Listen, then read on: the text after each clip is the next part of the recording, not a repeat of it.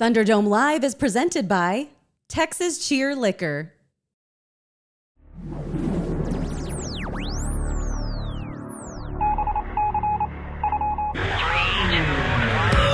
And now, live from Oahu, Mike Taylor. Well, thank you, dear. Hello, greetings to one and all. We're back again. It's been since Thursday. We recorded another show, and it's time to come back on here and do that little dance for you people that we do now called Thunderdome Live, presented by Texas Cheer Liquor. Me amo Miguelito, a.k.a. Mike Taylor. How you guys doing? I am the Crash Davis of Sports Talk Radio in the great South and Central Texas. And lately, I've been a YouTube star. Well, for at least 1,000 of you anyway, who have been sweet enough to subscribe and like our YouTube page. Greetings. We come to you with our first, I think this is it's our first April show, boys. What's it, April the 5th when we're recording this thing here?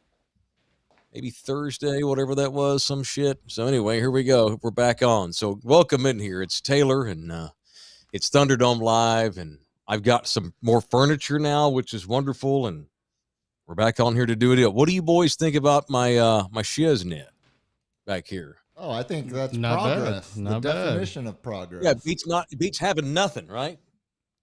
Well, it definitely beats that. It's better than beats having nothing. I mean, it's quality. It's you even got the roommate. It's definitely an improvement. You know, right? Yeah, definitely yeah. It's like going from shit house to latrine. It's definitely an improvement. Right, like, yeah, right. The shithouse family, when they were like, we shouldn't be the shithouses anymore. We need to become the latrine family. That's better. That's an upgrade. It's improvement. Church it up a little. Right. I would like move my camera so you can. Oh, there you go. That works. I was gonna say I can move my camera, but I'm afraid I'll knock us off the air because it's me. You know. Yeah. Don't touch anything. All right. So let me. Want to do the first live spot of the night. What do you think, Lawrence? You're the producer. Sure. First. Okay. So. About a month ago, R&R Auto Glass reached out to me and wanted to, maybe like 2-3 weeks ago, not even a month ago, R&R Auto Glass, our longtime official auto glass repair company, reaches out about doing stuff with us on Thunderdome Live, presented by Texas Cheer Liquor. And she's such a sweetheart. Her and her husband have supported our radio show for years. And she's like, dude, what are you going to do about your room here? I'm like, well, I ain't got nothing in it, Janet. I mean, I'm a poor single father in here. So she's like, dude, go out and get some damn furniture. And I'm like, okay, cool, I will. And then she's like, and just make it we'll just do it. So the official auto glass repair company of Thunderdome Live is R&R Auto Glass. They're now the official furniture provider. So if you need glass fixed in your car or you need furniture put into your condo, feel free to. No, she won't help you, but she did help me. So thank you to R&R for supplying some background ambiance. I've been this damn sofa, I've been having to bring it behind me and put it back here to just try to break up because the room, it looks like a big jail cell. It looks like a drunk tank. And so I've tried to decor it some, and I've been putting the couch behind me. But tonight, and this is DJ LG, he's the one that said, don't worry about moving the sofa. It looks good. So that desk back there you see behind me, right there where my thumb is, that's brought to you by R&R Auto Glass. This old school hunk of junk looking thing here that I found, all this stuff here, brought to you by R&R Auto Glass. All right, cool. So they are the official furniture providers at this point of the studio. I'm open to others helping decorate the studio, but R&R was kind enough to help us out. What's up with that? And I felt bad. I wasn't going to go to like some badass furniture store and get $9,000 worth of stuff. You boys know where I got this stuff? Let me take one guess. Go ahead. Goodwill or Salvation Army or thrift store of some variety. Okay. All right. You're warm. So I did not want to charge these people ridiculous amounts of money. I could have been a prima donna and gone out and gotten some badass thing you'd see in like Troy Aikman's condo. But alas, I tried Goodwill, tried the Salvation Army family store, and it did not work. I couldn't find the right stuff. And so I walked into a hardware store. You guys have desks of any sort? Dividers? I'm trying to separate my little apartment and like give it some ambiance and just like section it off.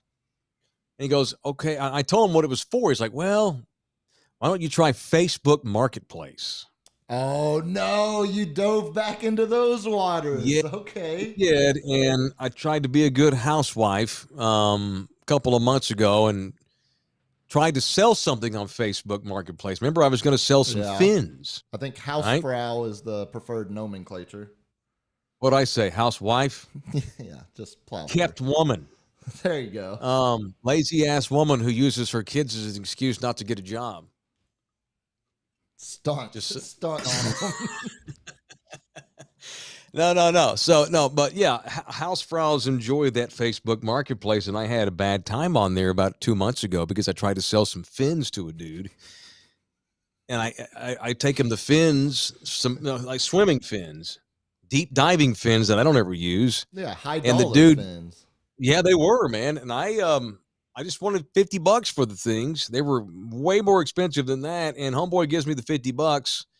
5 minutes after we drive off, after he's 30 minutes late, by the way, at this seedy ass neighborhood in a corner of a store somewhere, he starts texting me, these flippers are busted. They don't work. Oh my fucking, anyway, long story short, I offered to take him his $50 back if he'd give me the fins back, but then he ghosted me, never heard back from him. I think he was just one of these crooks that goes on Facebook Marketplace and like buys stuff and then immediately turns around and sells it.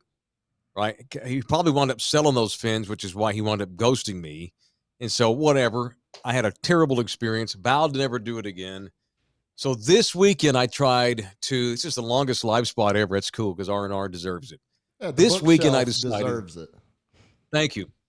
I decided to give it one more shot as a buyer this time, not a seller. And dude, found this thing here. Look at this. This is also housemate approved, right? Didn't Steph said she dug this right here? Oh yeah, she's envious of it. Yeah. The millennials love junk. I've noticed y'all love junk. It's not junk. It's furniture that can be repurposed to fit. Is that the millennial term for junk? Repurposed furniture? You guys sex up every fucking word. It's repurposed. It's a fucking hunk of junk. What's the difference between what we do and what my boomer grandparents called antiquing? It's the same thing. It's no different. It's an entertainment center from like 1978. And it's held up for that long, proving its value. Yeah, no, it's some bitch is heavy. She said, "Well, good. That's a good sign." She said, I had to get it up 25 flights. This thing, it ain't leaving. When I move, it ain't leaving. I forgot about the specifics of how that thing actually way up made here, it man. to its final location. Yeah, should have saw me trying to get into the elevator. It was ridiculous. She was envious of it because that bottom part would be a great place for all of our records. Oh, yeah, cool. Right on. And I'm actually going to probably start stacking it with albums and records now right there because you can still see my bed, you know. And so and Lawrence told me I need to put something behind, like fill the gaps here with something, right? Yeah. So I'm gonna do that. Gap. I'll mind the gaps, and then I'll put some records in down here and make it look real snazzy. But that's what you get. That's a hell of a lot better than what it has been. So thanks to R&R Auto Glass. If you need glass in your vehicle repaired, go see Janet and Rick and the boys at R&R. All right, what are y'all doing, man? How are we doing? We've been. It's funny, we do these things at night, and it's like toward the end of our nights during work days. What would you normally be doing if you weren't doing our show? Well, certainly not Bar watching the hopping. Stars game right now. Certainly wouldn't not be not doing watching that. hockey. No. No, Tuesday Who we nights. playing? I mean, the hated. We were just talking about them too, and I said I would be an Islanders fan. We're playing the hated New York Rangers. Islanders. Yeah. Oh, the Islanders. You'd be an Islanders fan if you were a New Yorker. It feels like I would be. I think I would reject a lot of the more Broadway lifestyle of New York and embrace the blue collar, outskirts, the hard knock Bloodsucker, part of the proletarian, the Correct, yeah. reprobates. You would be the Rangers, Yankees, Giants Yes, fan, and I would be your Yeah. I would be your hardworking, consummate professional Jets, Islanders, and Mets fan. Right. Yeah, that's the New York. That's how you break that up for most New Yorkers. You're either a bougie Manhattaner or you're a blue collar Queenslander or a Brooklynite. Y'all would live in Brooklyn, no question. If you had to move to New York, there's no doubt y'all would live in Brooklyn. We would try, sure. Gentrify a hard-working neighborhood. That would revitalize and help Okay, contribute y'all to have a word for the everything. A sexy reinvestment word. of a downtrodden, historically redlined part of the city. Yeah, correct. Yeah. Redline. Hey, redlining is hard. I read a great piece earlier. I need to tweet it out. A great, surprisingly great piece about the history of redlining in San Antonio.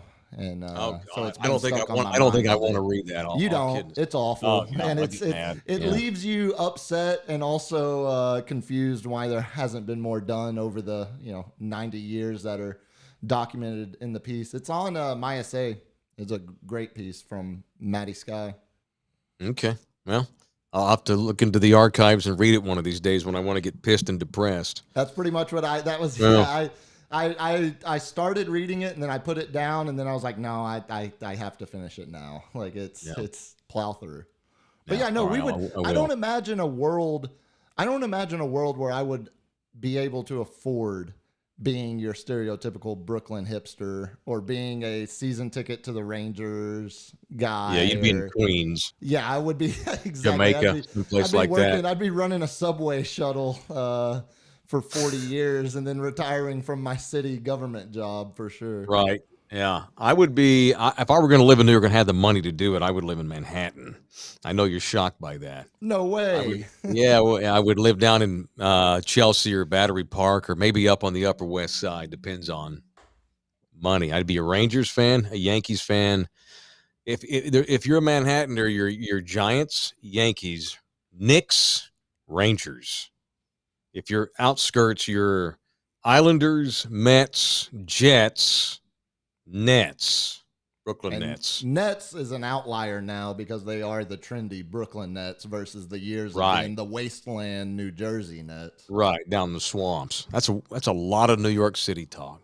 God that's almighty. Enough of that. This is that's not enough of this that. is not Thank you to Anton Shagur. Anton Shagur put a tip in there. If you want to help support more New York sports talk, feel free to log on here and tip us a cup of coffee on Buy Me a Cup of what is it, Lawrence? Buy Me a Coffee. Almost had it. You almost had it. It's on the screen. If you Buy me a thermos. Yes, it is on the screen. I'm aware of that. Yes, sir. Yeah. It's buymeacoffee.com/Thunderdome Live. You can leave us a tip. You can also just leave us a tip. There it is, right on schedule. Spoon DJ, just subscribe. Thank you, Spoon. What up, Spoon? Is that the Spoon? What's up? That's hey, dude, the it is Spoon, that yeah. Spoon. What's up, dude? That So, guy is hold on. spoiling. I'm the third wheel here. Educate Hey, don't me. cut me off, asshole. Oh, what? Former iHeart promotions guy, web guy, digital guy. He was head of promotions. Yeah. I think Nice. Spoon, weren't you in that role before Raven was in that role? I think it was Spoon, then Raven. There Something might be like that, some failed person in there in the middle. I don't know. So we'll Obviously, see. But not anyway, worth what's up, remembering Spoon? if there is or was. Clearly not. No, clearly not. So Spoon now is back. I think he's back in Kansas City, his home city, or somewhere in the state of Kansas. We used to talk about BTK Killer with him. Oh yeah, big Yeah. Kansas. Because you know I'm a huge fan of serial killers. That came out wrong. I'm not a fan of serial killers. I'm a fan of serial killer stories. I love reading about, I like true crime, but I really love serial killings. And Kansas is the home of the great Dennis Rader. Bind, torture, kill from, he was from, was it Topeka? What town was he from? Yeah, Topeka. No. Was it? I thought it was. I thought he. What are all the towns in Kansas? Kansas City, Wichita, Topeka, Wichita. I think it's Wichita where BTK was from. That dude killed a bunch of people in the 70s, taunted the local cops and news media, would send like dead girls' driver's license to the news. I was right behind, and then he would send like a piece of clothing, pair of underwear to the cops and go like, this is her underwear. I was right down the street watching you guys when you got to the house. I was right down the street. Why aren't you catching me? That was his bit. He would taunt them, but like beg them to catch him. I was right under your noses. Why didn't you see me? Like, God almighty. I think his bit was also dressing up in women's lingerie and autoerotic asphyxiating himself as he did asphyxiate himself. That most intimate self-pleasure. I think that's the part of BTK that I remember. Not as much the serial killings that you literally verbatim just said. I love serial killings. I like your stories. They intrigue me. Yeah. To dive into that psyche and figure out what leads one to do that. Anyway, no, his bit was, pre-DNA, he would do what you said. Wait, right? Hold on. Then he stopped for like 20 years. Right. And started back after like 25 years and then got caught because he's an old man, as an old baby boomer, and he got busted on he left a floppy disk and a hard drive and got busted because he had evidence on there. He was a deacon at his church, had gone 25 years in between murders, got the old thirst back for blood and mayhem, and was once again, and like when he started sending new stuff to TV stations, the cops were like, you're a copycat. You're not that guy. They just figure that guy is long dead or was in prison for another crime and never admitted to it or whatever. But in order to prove he was the original guy, he still had collectives from his victims in the 70s that he'd been hiding in like a fucking basement or something, and would send he send this to the cops and the police and the TV stations in town, saying, no, it's me. Look, here's so and such's driver's license. I've kept it since 1977, and they knew they knew that he was back. You say all of that and express your admiration for not admiration. BTK's story. I'm intrigued by the stories. This is what I got put to bed with at my fucking mother's house. Understand. I was put to bed with stories of Ted Bundy and John Hinckley and Wayne Gacy and people like this. I can't believe you haven't watched Mindhunter on Netflix. I watched the first two and I got bored with it. Oh my God! What do you? I'm running from that time. No, embrace TV it. show. I'm interested in the real stories. I don't want to hear made up stories. No, they're not made up. That's the whole point. BTK is in it. That's what What's I'm up, saying. Keto Jar? Thanks for the money. Go ahead. Yes, sir. BTK is a running side plot, and you see a lot of his early killings. What's up, Chicago policeman? Go ahead. Tied into the FBI at first interviewing serial killers to try to get into the mind of them. Like, it's right up your alley, man. It's historically accurate. The FBI that they bring like for psyche eval. You know what I did love? They were the first ones that did it, and it's some of the interviews with some of the original interviews with the murderers are literally transcripts that they use in the show, word for word. Like, it's great. I think you would love it, man. Like, even more than trying to get you to watch The Wire, I would say watch all of Mindhunter. What is it on? Is it on Showtime? Netflix. It's great. Oh, okay. Well, I might do. It's David Lynch as well. So I mean, it's just well done. It's awesome. Hi, Lawrence. That was LG's. For the record, that was a drop. For the record, we have our second straight episode where LG spills something as we're going live. He didn't want. He's got a towel over here. That's why when you asked us how we were doing back here, boys, we were scrambling to cover some. We were scrambling to cover some spills. So you shouldn't be drinking around equipment, you know. You mean don't have full cups of coffee with all your gear, that if you spill it on the gear, you'll never be able to do shows again? Yeah. Because I'm in Hawaii. Or pre-mixed vodka sodas, you know. Richard Ramirez, he was a handsome lad. He was tall and Mexican and good looking, and would use that to get into the panties and then ultimately inside the bodies and skin and blood tissue and brain matter of victims. Now. Yeah. No, so no bullshit. My mother. You want to talk about Ed Kemper next and what he did with his mom's severed head? My mom loved serial killer stories and loved to tell me these stories at 7, 8, 9 years old. How did I survive my fucking childhood? I'll never know. So I would get stories of Ted Bundy and John Wayne Gacy and Henry Lee Lucas and this kind of stuff. And I'm 9 years old soaking this shit in. She would read me. She bought a biography of Ted Bundy once, and would read me gory ass details of things he was doing to people when I was 11, 12. So it's like, so for whatever reason, so that's why I kind of distance from that past. But I've got lots of serial killer fun facts if you want to get more into it. You just want to go with it. So for whatever reason, BTK always intrigued me, because usually once these guys start doing this, they can't take breaks. They just do it until they get caught. That's usually why they do get caught, because they can't stop, and finally they slip up. This dude went 20 plus years in between sprees, binges, whatever you want to call them.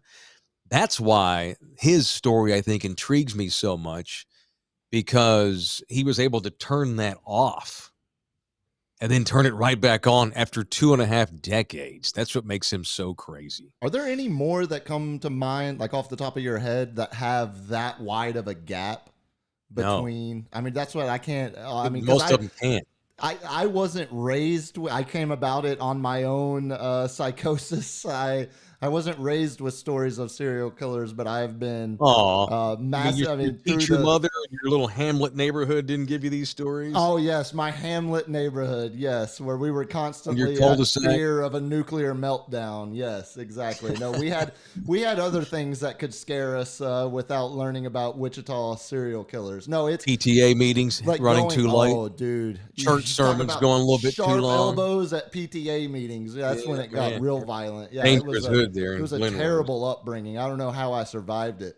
The mean streets of Somerville County. No, I went. It was from Wikipedia.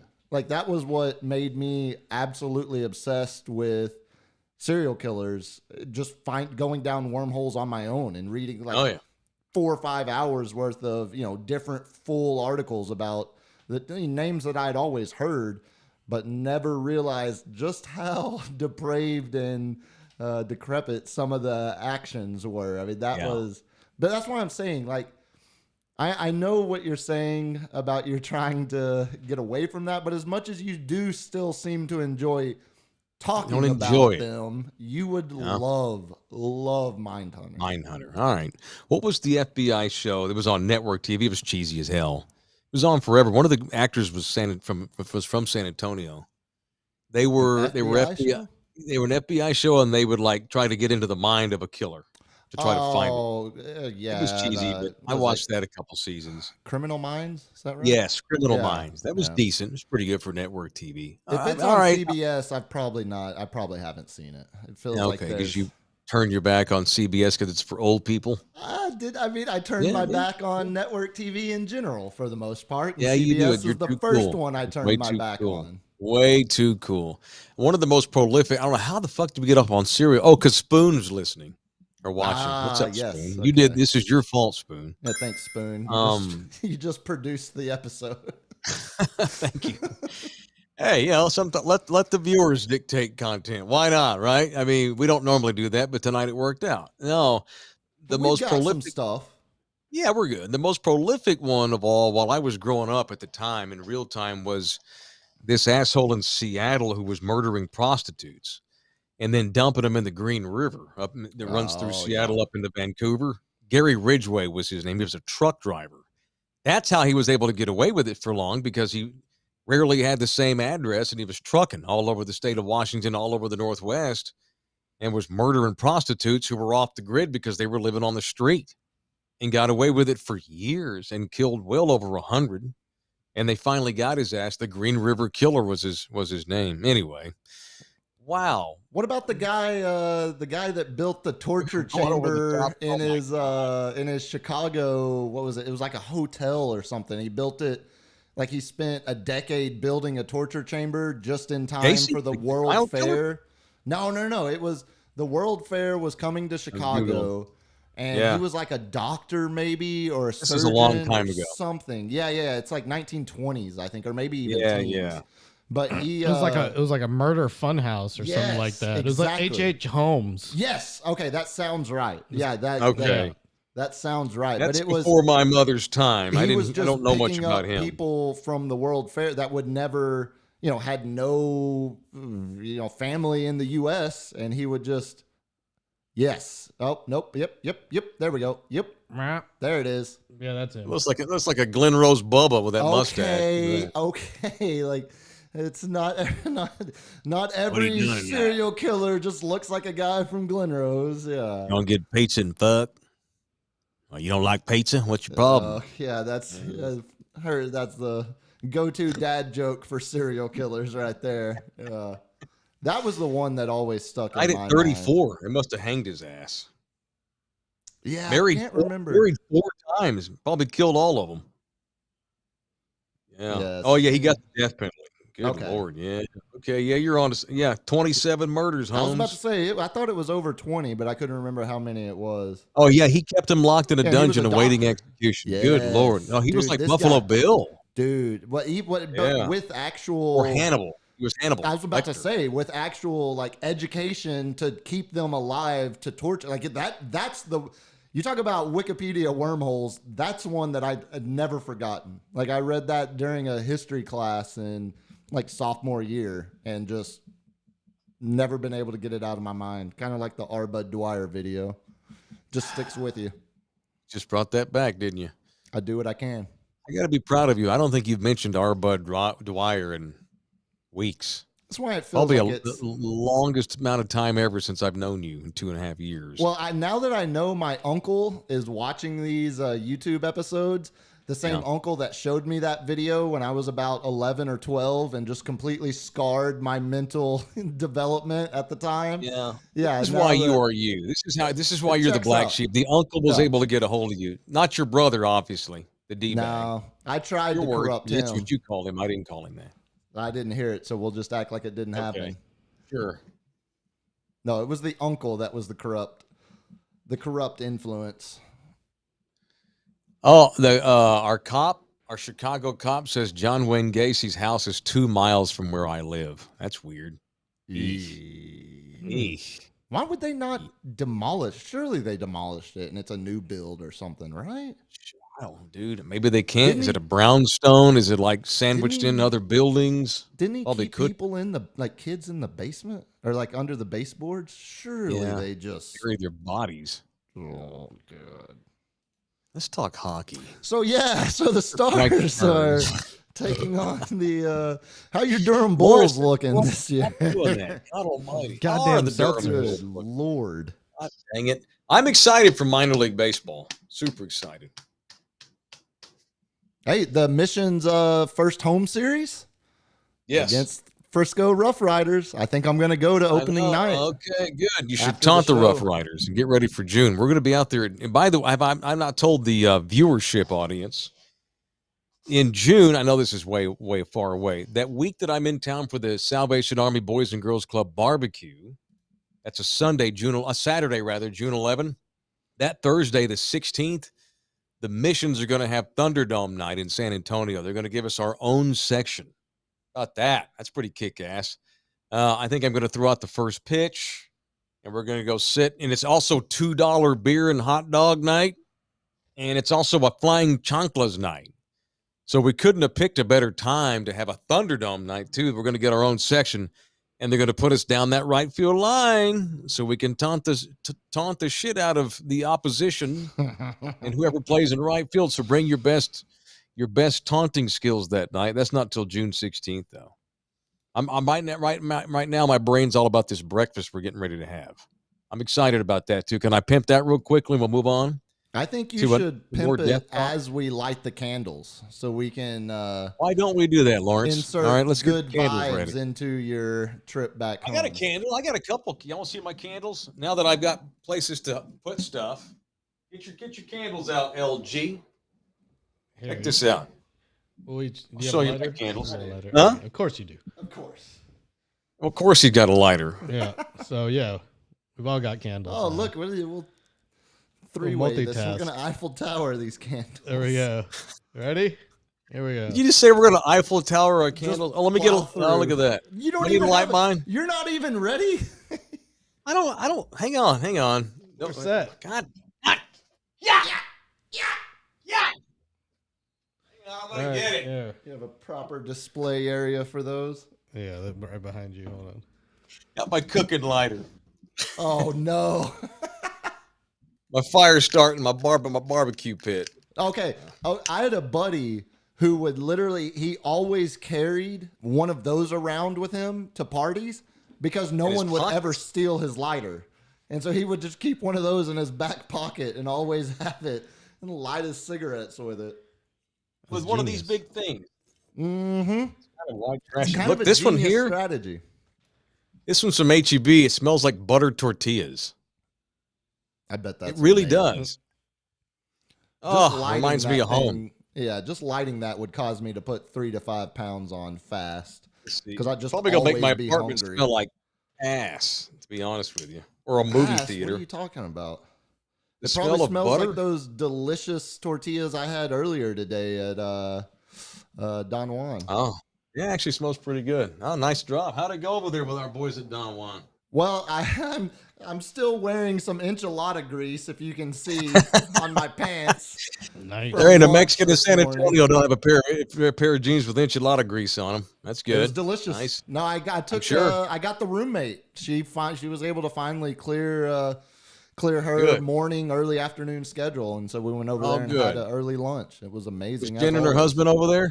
Oh yeah, they were both. I was still working their ass off. Yeah, cool. I bet they went crazy when the big Puma showed up out of nowhere. It's okay. You say that it was awesome, and it's nice to see them again and catch up with them. Hear how things. They said it'd been slammed because of Fiesta, but you say good. Biggest Puma. Earlier today, when Bill Shoning was out at the station to call the Spurs game, I'm standing in the bathroom washing my hands. He walks up to the sink next to me. It's an awkward place to have a first, like, hey, I'm good to meet you. Like, I think I know who you are. It's good to finally, see each other face to face, blah, blah, blah. I've talked to you down the line, all that. So as soon as I say, hey, man, I'm giving him an elbow to dap him because I'm washing my hands. I was like, hey, man, I'm not sure if you know me. And he immediately cut you off. And he goes, of course I do. You're the biggest Puma. And I literally, my mind, I was just like, where the fuck do I go from here? Like, who else would you be? Look at you. You're a giant human. You look like fucking Rick Rude. He literally, though, he goes, of course I know who you are. You're the biggest Puma. Yeah. You're Sam. And I was like, clearly, dude, yes. It was, I was pretty speechless. I was pretty speechless. No, I hadn't had a chance. That's unbelievable. I've told Puma he needs to get on board with iHeart. He's the reluctant radio talent who shows up, leaves, doesn't want to buddy with any other salespeople, bitches about not having any endorsements, doesn't work any relationship. People, like I send wouldn't recognize half his own colleagues if they walked into the room. This doesn't meet anybody. Defamation. Every time we get an email from corporate, want us to have like a meeting out in the lobby for camaraderie. It's like, fuck that shit, I ain't doing. Then kiss my ass. Locks his door to the studio. Bitches. Yeah. Just let me know when the defaming stops. It's good. Okay. All right. Yeah. It was great to finally meet Bill. It was really, really nice to see, to hear how great of a person he is, and then to actually see it I'm reading the the first book. 30 seconds. I did. I told him you're working your way through. I told him you had the kids for the last 10 days, so you're a little preoccupied. Pretty good excuse. Yeah, I've been able to read like I want to. I've had my kids for damn near 10 days. I finally get to dump them back at their mother's on Thursday because mom's been out of town.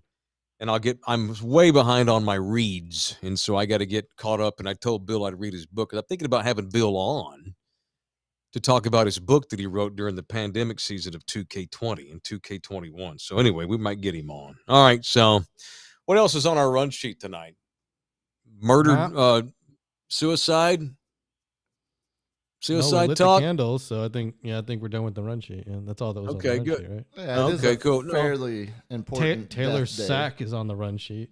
If you want. Okay, is it? Oh, look at that! How about that? And before we do that, let me tell you that our little program here that we're building is also brought to you by my boys at JM Pool and Spa. Jorge and his wife started JM Pool Spa a long time ago. They renovate pools. They will come and run them for you. It's an innovative company that does all sort of pool work. They're really great, and they love us. They are Poodle Thunderdome. They've been in business a long time. I think up in Spring Branch, I want to say. It doesn't matter where they are, where you are. They'll come to you. So if you were in the pool game, you need a pool serviced, these boys will take care of your pool for you. A proud supporter of Thunderdome Live, JM Pool Spa. It's jmpoolspa.com. Muchas gracias to Jorge and everybody at JM Pool and Spa. You always have you ever had a pool in your house? I've wanted to in theory, but I've never actually had a pool in my house, like in the yard. Okay, I was about to say, like, are you apartments and shit? I mean, like my own, like an indoor like in pool? your yard, in your cul-de-sac, Pleasantville that you grew up in. Did y'all not have a pool? Surely y'all did. No. Really? No. I don't believe you for a second. No, my friends that lived in you had a Snob double Hill, deck pool with 2 diving boards, Olympic size. No, not at sure? all. No, I'm pretty sure.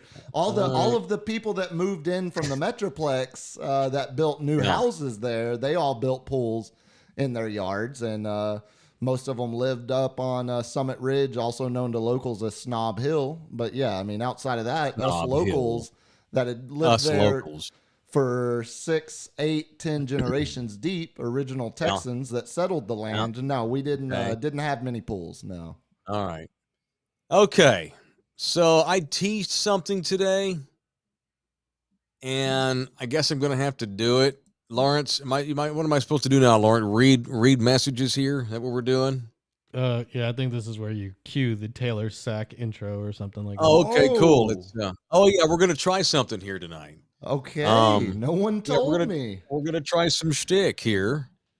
So, ladies and gentlemen, it's time for Taylor's Sack on Thunderdome Live, presented by Texas Cheer Liquor.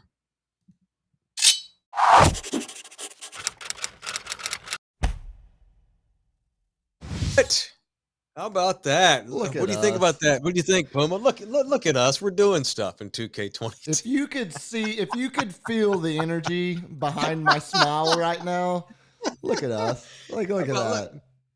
Who would have thought that? All right. So I just read them all right, LG. All right. And we have a guest. Oh, God. Here I am. See, when we have like 1 million subscribers, I'm not doing this shit anymore. Dancing for the people. I can feel the strings. Hey, how you doing? I can feel the strings. I'm doing this now because we're trying to hoe ourselves out because we only have 1,000 subscribers. But we're working on it, all right? All right, so one of the things I do want to do, and this is total showing off. We did this last week with the fake Dave South, is that I'm absolutely willing to pull back the curtain because most of our subscribers and our viewers now that watch us on a nightly basis, they're longtime supporters of me, and I appreciate that, and my brand. And so I thought I would pull back the curtain some, and I'm down to talk about the inside doings of what we do on the radio side and introduce characters and shit. and it's weird because I'm not used to doing these with. Can I hide the camera? Can I do it like that, LG? Do it like that. No, I don't want to do. Okay, golly. All right. Oh, look at that. Oh, worked out already. Thank you, Mad Handle. All right. Hey. Okay. Mad Handle 14's in here. What are you doing? This is the effect. It's not gonna have the same effect when you can see me do it as on the radio. See, okay, hold on. Yeah. You but I promise I had people want to see this guy, but it won't have the same effect, right? Should I can block the camera. Just look at my calloused hands if you want to. I need lotion. Look at that. Good God, it's not very smooth. My nails look pretty, but I need to rub the skin off. Okay. Ready? God damn it. I'm only doing this because we only have 1,000 subscribers. As soon as we get to 5,000 subscribers, we're not doing these anymore. No. All right. I'm a champion. I'll fight anybody. I'm from East LA and I'm Mexican and I wear fishnet pantyhose and I'm a fucking champion. Oh, Oscar gets to cuss on this show. That's kind of cool. That's okay. Pretty effective. I mean, we had the overcussing Dave South and now we did have overcussing Dave South. All right. I'm a champion. Yeah, that does help. What the fuck? Look at me. Look at my tape. I'm a big pussy in real life. That's why my hands are taped so thick. Oh, look at that. I'm also a fat bastard and I've done lots of cocaine. But go to Fred Lawyer if you need insurance. Okay, Mad Handle 14, you picked up a couch next to a dumpster in college. When we left, we did the same thing. Glad to see someone else picked it up. Oh, yeah, of course. Thank you. Fuck you. That couch, I've had lots of sex on that couch, haven't you? Yo, gross. That's disgusting. This right here, I got that futon in the background. From my teacher, asshole. That's what you get for talking nasty. I got it from a teacher. Maria Gonzalez. What's up, Maria? I got an aunt named Maria. Every Mexican in the country has an aunt named Maria, I think. Never mind. This is Andy. Oh, Andy, you're too pussy. You have to call. Wait, Andy, you're texting as your wife? Okay. You don't have your own text? Okay. Where are your balls? Are they in her purse? Where's your fucking balls? They're in her glove box. Your balls are in her Sancha's glove box. Hi. Maria Gonzalez. This is Andy. Andy, a.k.a. Little Dweeb from Corpus. Orale, Corpus. Officially had 8 beer by the great Troy Aikman. Actually, I really enjoyed it. It was pretty good.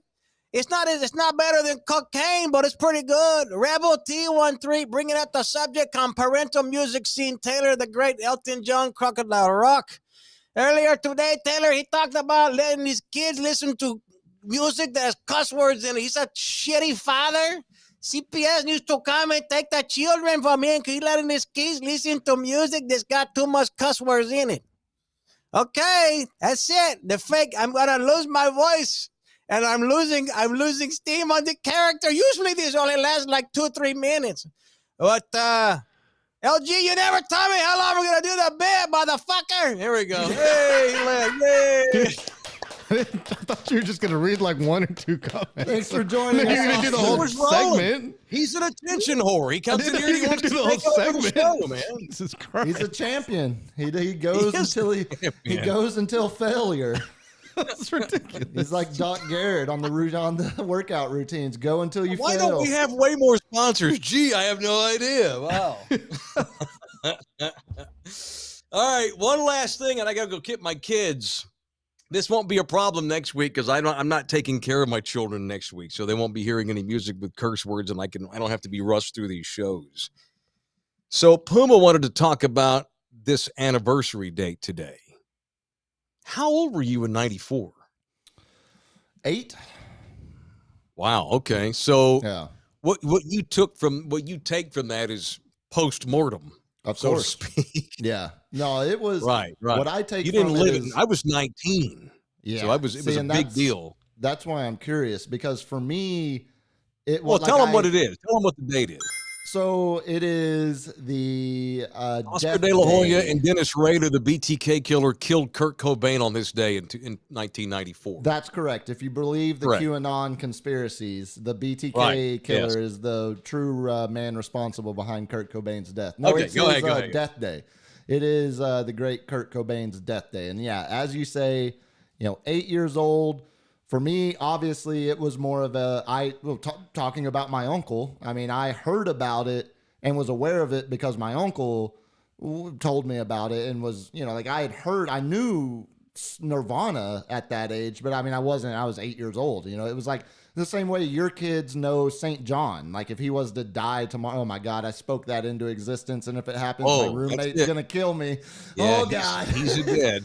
Yeah. No, it's the same, like, the way the artist that your kids know and are familiar with. That was how, I knew Nirvana, and then just knew that, he had, passed away. And then it wasn't till really, junior high when I dove into, the whole discography, had my uncle give me all the CDs he had, the 3 albums, so I could dive through them all, that I really, then fell in love with the band and went back and learned more about the, details of this day in 94. Well, Big Mike called him. I'll never forget when I told Big Mike, because I knew I'd get a bit from it. Big Mike's reply was, well, not surprised that Kurt Cocaine offed himself. That's a quote from my father. That doesn't surprise me. Not at all. Pretty much, it's pretty much the line of humor that my father chose as well. More of a, well, that's what you get for being a fan of burned out druggies. The big pussies kill themselves. That's what happens. He couldn't couldn't handle success like a real artist. I'll say this, and I don't always, I'm pretty hard on celebrities, but it's weird because I think that my 19-year-old Taylor probably had a different take from 47-year-old Taylor. I can imagine that would be the case. Yeah, 19-year-old Taylor agreed with my dad. What a fucking pussy. And that's what 19-year-old me thought. That's what a lot of people thought in 94 about mental illness or mental health. I know. I understand. Yeah. And so as I have gotten older, and this is very strange and a weird time to bring this up, but on Thursday night, my buddy Marty is going to join us. He's actually out on the East Coast. Lawrence, you'll like this. We can chop it up with him about the technical aspects of his gear. He went out to the East Coast to get all of his gear ready because he's getting ready to tour with the Chicks this year and run all their stuff. And so he's going to join us, I think, from maybe Pennsylvania, maybe Philadelphia, I want to say. So he had to go out there to pick up all of his gear, bring it to California because he's getting ready to do all of his stuff. And he's going to talk about his relationship with Taylor Hawkins. Now, Taylor Hawkins, have they officially said it was an overdose yet with the Foo Fighters drummer? I haven't seen overdose. I've just seen the toxicology reports of what was in his body. Right, but there's no evidence of suicide. It looks like Taylor just maybe relapsed, because he'd been clean for a while. But my point is that 47-year-old me is probably way more qualified to talk about this intelligently than 19-year-old dumbass me. And that is because I have actually now met guys in bands, and in a weird way, just because of doing this crazy ass job all these years, for whatever reason, I've been around guys in bands. And so I guess I look at it different. Not that there's some kind of, it just seems like there's just, and even my kids have noticed this, because I've actually, my 10-year-olds and my oldest 2, I've given them, synopses and storylines of the 90s scene in Seattle, because it's such an amazing story to have that many kids start that many bands in basically a 10-mile, 15-mile radius, and have them all blow up in the way they did, and look at all these kids that have not survived. I call them kids. Chris Cornell was 50, in his 50s, but from like Lane Staley and Kurt. And I mean, there's 3 or 4 more that just aren't coming to mind. Like these, even my twins are like, Daddy, how come your favorite singers are always dying? I'm like, well, gosh, I don't know. It's weird. In the case of Kurt, I can say, well, I think probably the most intelligent thing to say and not make jokes.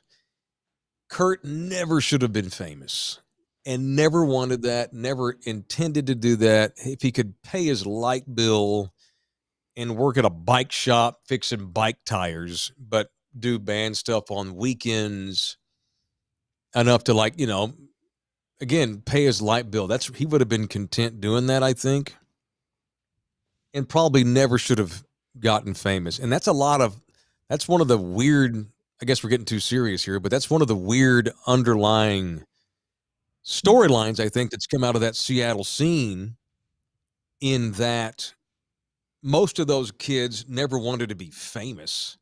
But when you got all of a sudden one or two bands kind of take off, and all of a sudden it's become cool and it's a scene, and now all of a sudden these record companies are coming after you, and they're like, well, here's $350,000 to get you started. I mean, you don't say no to that.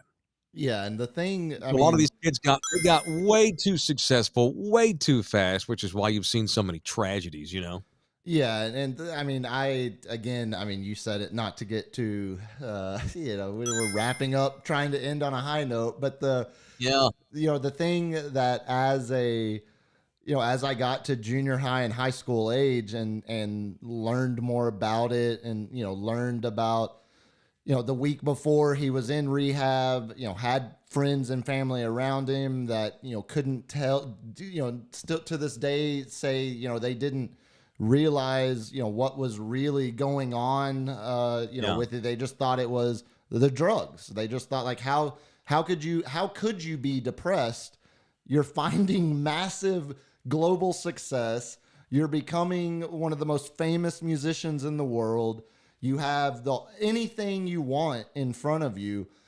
How can you be depressed? And that, to me, as Kurt, growing up middle class suburb kid, and having people his whole life say, well, you can't be depressed. Look at, like, it's your life isn't that bad. Like, you can't. What are you upset about? What are you so unhappy with? Why are you depressed? And it wasn't why are you depressed? It was just, you can't be depressed because pull your head out of your ass. Exactly. Yeah. And pour some beer on it, get your ass back up there and sing. Take some tussin and you'll be fine. Yeah, no, it's a lot of that. So for me, that's the thing that, as the time in my life where I went down that wormhole and learned more about, all of the, the signs that were missed, or the signs that weren't interpreted as, this could end badly if we don't, try to do something. But it was all about, from what I understand, it was all about handling the addiction and not handling the depression or the anxiety and the other, mental health aspects of what addiction can inflame and really drive to another level of sad ending, like we saw. I mean, that's the thing. Growing up in, you want to call it Pleasantville, call it whatever you want. Growing up in, you can't help where you grew up. It's okay. It was suburbs, so awesome and beautiful and perfect. It was great. You can't help how clean everything was. It was great. It also had. I also have relatives that had the same upbringing that are serving federal time in Louisiana because they cooked and distributed meth. It's not this Pleasantville environment. You say that like you're bragging about it. Well, I got a cousin who did meth, dude. He's in prison. No, it was more of not a brag. It was more of I could have gone either way. It was not determined. You could have, yeah. Yes, 100%. Yes, and that's where I relate on a personal level with that feeling that I'm sure Kurt had from what everyone that was around him said. Just even when he's going through the rehab, he's acting, everything's fine. He's putting on this face, and that's what it is. It was just a mask to hide all of the pain and depression that was, behind the eyes, behind his eyes that no one could see because he didn't share. And that's to me, that was when I learned. I was like, holy shit! Like Nirvana took on a whole nother meaning after that. And then to see, an artist like his legacy, earlier today you had the Beatles tweeting out the Beatles Twitter account tweeting out a bootleg recorded version of a Beatles cover he did from just fucking around in the studio in the early 90s. And they took that, put an animated video behind it of Kurt at 16, what he would have been doing, what he was doing at the time that, that he had recorded that cover. And then, to think about the fact that he was so influenced, he had said in multiple interviews, the first band that truly influenced him was the Beatles. And then on the other side of his timeline, when you hear a guy like Dr. Dre talk about how, his early innovations when it came to beats and producing music was all because of the Nevermind album. And so that's why I see like Nirvana, Kurt was such a crux of the old and the new, of the genreless, of the, just the impact of his presence on this earth, as short as it was, is hard to match by any. And that's, this is like that, the song I played, the last song on the show, on the radio show today. I mean, that's, Kurt's protest song against late 80s, early 90s neocon politics. And he never played it live because he felt it was an immature 16-year-old's view on the world, but it's really fucking spot on, and it's great. And it's, it's a big one. Look, I think that he was a damn good musician and a deep dude and meant well. And he's another one of these kids, though, that dies early and is deified by his fan base, which is fine. He died early because he didn't get he the would have help not he have loved needed. that. No, yeah, he was a troubled guy. By no means was he my leader as a Gen Xer at all. I didn't read his lyrics and want to. And I liked his tunes because they rocked out as a millennial, and it was lyrically driven. Yeah, I thought he was. See, I grew up by that time. But here's the thing, for real, no bullshitting. The reason why 19-year-old me is like, well, fuck that guy. What an asshole. Is that because I had put up with drugs all of my. We're getting deep now. I had endured drugs in my house all my childhood. And by the time I was 19, 20 years old, my grandmother had just died in 93. And by 94, I was at zero tolerance on drugs and their impact as you could get, to an unfair level. But mind you, that was my way of dealing with my own self, my own scene. Yeah, it was a coping mechanism. It was absolutely a coping mechanism. I didn't want anything to do with you if you were doing drugs or you were depressed because you were, whether it was a sickness or a disease. And in those days, we debated whether or not it was truly a disease or not. That's bullshit. Cancer is a disease. You can't control that, blah, blah, blah. Obviously, we all know better now. I was pissed off more than anything at him and found it to be weak, which is why fast forward to now. And it went from it's still tragic. It's tragic, but I don't look at him as askance, I guess, as I once did. I feel bad for the kid. I feel bad for his daughter who grew up without him. That's the other thing. You got a baby at home. Francis. Yeah. And, having a wife who's addicted to, and of course she's taken it. She has such a terrible rap, which I think is unfair, large in part. And Marty, when we have him on Thursday, my buddy who knew all these people, we'll talk to Marty, get his take on all this stuff and losing Taylor. And, Marty knows Dave Grohl. I worry about Dave Grohl, who had to go through the death of Kurt all those years ago as a young man. And now as a middle-aged guy, he loses another guy from a band he's in.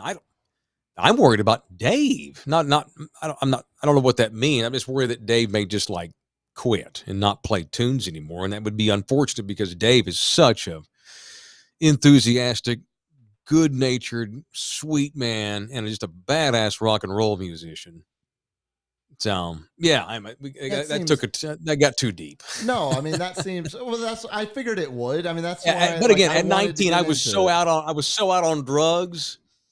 That's why I was very unfair to him, and just I don't want to read about that. Yeah, I'd turn MTV on, and they'd have all these kids lined up outside his house. I don't give a fuck. I'm not watching this shit. I was pissed off because that was about me and my coping mechanism from being around drug addicts all my life as a kid. For me, it was more of the opposite. I related to the suburban kid that was trying to tell people what was wrong, and then not being heard and turning to self-medication through drugs to try to balance that anxiety and depression. I ran from it. Made it worse. Yeah. So. Yeah.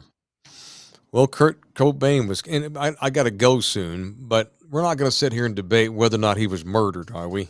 No, God, no. Did I even open that up? Love a ham every year. Yeah. Let's move She on. didn't kill that She kid. didn't. She didn't have him murdered. That guy just. And JFK Jr.'s not coming back. And okay, we don't have to make it political and bag on the QAnons. They think some of those people think he's coming back. Fine. For the record, birds are real. Even though I love the birds aren't real movement, birds are real. They weren't all slaughtered. They weren't all killed in the 50s and through 70s, and that's not why JFK was assassinated, because he didn't want to kill all the birds, and they're not all drones now. Birds are real. Yeah. Are you unfamiliar with the birds are real movement? No, God, Puma, you don't have to read everything in this world. I do, ignore though, Mike. It's my job. Silly buffoonery. I'm a consummate if professional. You think that's your job, you go right ahead. Yeah. If you think that's your job, you go birds right aren't ahead. real. So real, so real, so real. All right. Thank you to MadHandle14 on buymeacoffee.com. Thank you to Kim Tae Hung, who bought us coffee. God. Raul bought us a coffee. Wool Corp bought us 3 coffees. You go. He got that Austin money coming in. Bravo for dancing for the people. Keto Jar. That was the best bit of this channel ever. See, I know. I gave it a shot, We're still in an experimental phase with this show, and I'm open for suggestions on here, right? I'm open for ideas. Not that I'm going to abide by them all, but I'm open for feedback here in the early stages of what we do. I think we're doing fine. I think we're rolling along just okay. And, I'm having fun. I'm having a great time. LG's gone silent the last few weeks. I need to impress Lawrence because he's in charge of everything. Lawrence, how we doing? How we doing, boss man? Are we good? Yeah, we're good. Okay, cool. Janet's up in here on Buy Me a Coffee as well. Hey, Janet. Oh, Janet is who bought. Says, it's funny because she would have been cool. Okay. She says another ridiculously hilarious show. Thanks for the entertainment. That woman would have purchased brand new stuff. I just couldn't do that to her. That's why I went to Facebook Marketplace. What you got is so much better. It's cool. It's awesome. Yeah, it works great. And here's the other thing. When I moved from here. Yeah, and I wasn't going to go get anything that I wasn't going to be shipping furniture to San Antonio when I move home one of these days. I'm not going to, all this shit's going to get sold or thrown off the balcony into the pool for funsies. That'd be rock and roll, wouldn't it? Throw all my shit off the balcony. I am a golden god. Yeah. No. I appreciate Janet for stepping up and helping me with this stuff. $100 for this big thing here. $50 for the thing behind me. $150 total. How about that? Deal. She just paid for it, man. So thank you very much to R&R Auto Glass. Appreciate y'all. Appreciate y'all very hard. Thank you to Texas Cheer Liquor. Mr. Singh. We just had a meeting with Mr. Singh on Monday, didn't we, LG? That was cool. Sure did. Mr. Singh, I think's happy with what we're doing so far. I like to hold the mic like I'm singing. I think Mr. Singh's happy with what we're doing. Hello, Chicago. How's it going? Are you flowing? Anyway, so we talked to Mr. Singh Monday, and I think he's good to go. And we've got some cool stuff planned at one of his many, many locations in the not-so-distant future. Boom, I need you to get your ass out to one of his locations at some point. You ready for it? We need to get your big ass in there, pick out some stuff. Mr. Singh, tell me when. I'm there. Texas Cheer Liquor also has a big humidor in there.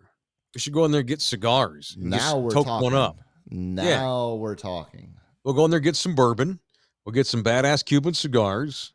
We'll toke up in the parking lot like badass MFers do. Hell yeah. Well, so he's got to pick one or two we're going to go do some stuff at. So, yeah, I wanted to go do some shtick and some bits for our show at one of his 5 locations, probably soon to be more because he's a dynasty. And now that he's gotten in bed with us, I mean, he'll probably have 25 liquor stores in the next 4 or 5 years because of his getting in bed with. You get in bed with Taylor, you get satisfied. Right? Isn't that right? Isn't that right? You stumbled back-asswards into actually that making perfect. That's a great metaphor. Yeah, you're spot on. Yeah, thank you. Yeah, have sex with Taylor, get satisfied. Or so I hear. Yeah, correct. Yeah, absolutely. All right, that's it, man. We're done. I love y'all hard. I got to go get children now. No bull. I would like to tell you, well, I've got to go to my spa treatment. I'm having a business bid. No, I gotta go get my kids because they're gonna call CPS if I'm too late. And, you know, I have this weird thing about being late to pick my kids up because my mother was late so many years picking me up from school. Continue doing that. That scarred me for life. Oh my God, I was so scarred. So scarred. Wes says, I lost count how many times Taylor swallowed the mic. What's that mean? Like getting too close? I have a big mouth too. I could put the whole thing in my mouth, Lord. Too. Yeah. You still haven't seen me swallow a long neck, have you? Pull that for me, LG. We'll do that trick. I can put the whole thing in my mouth. I'm going to need that. It's these massive teeth. Yeah, those horse chompers there. I got that Tom Cruise Top Gun Maverick mouth. Man, you have great teeth, actually. I got backwoods redneck teeth. Yeah. What are we doing? Proud of that. Oh yeah, I gotta get my kids. That's it. We're done. God damn it. All right, that's it.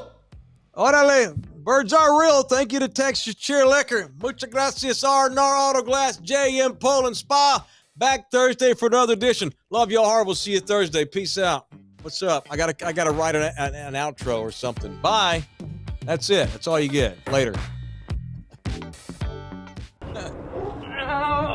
Come back, you puppy! Thunderdome Live is presented by Texas Cheer Liquor.